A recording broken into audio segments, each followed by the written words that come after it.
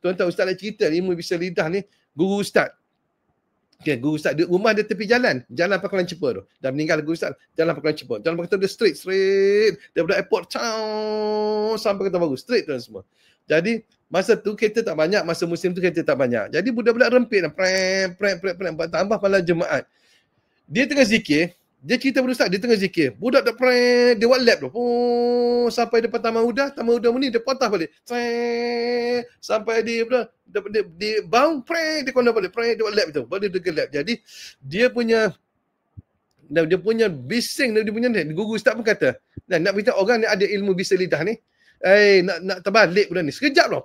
Terbalik. Habis terbalik semua. Berapa buah macam terbalik. Nak bina ilmu bisa lidah. Ilmu bisa lidah ni, kalau boleh tuan-tuan, bila tuan-tuan amalkannya, kalau Allah Ta'ala izin jadi, tuan-tuan semua, mulut kena, tak boleh cakap sebarangan. Jangan, jatuh, jatuh sungguh tuan semua. Sebab tu orang zaman dulu, guru-guru zaman dulu, tuan-tuan, lidah mereka masin, orang panggil lidah masin ataupun mulut masin. Lidah masin atau mulut masin, ataupun sekarang kita ada satu ini panggil ilmu bisa lidah. Dulu dia kalau budak-budak nakal, dia tak kata, ni apa nakal ni? Apa nakal? Kenapa kau nakal ni? Dah bertuah budak ni. Allahu Akbar. Baik sangat budak ni. Dia sebut macam tu. Jadi bila mulut dia masih, dia kata budak ni baik, maka baiklah budak tu. Budak tu tersepak gelas. Plopom jatuh. Kalau kita, apa ni kita marah ni? Dia dah, Allah, Masya Allah, bertuah. Betul budak ni.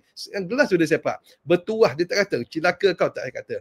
Jadi, bila tuan-tuan amal ilmu ni, tuan-tuan, maka tuan-tuan, zip mulut tuan semua. Okay. Kena sebut, kena jangan tersebut. Tadi abang nanti abang buat kat saya nanti abang cerit berit suami kita. Hanya tu semua jangan gitu.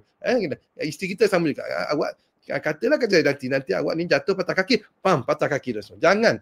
Ilmu bisa lidah memang dia menjadi. Jadi kena kena zip mulut kita. Kalau boleh kalau jika diizinkan oleh Allah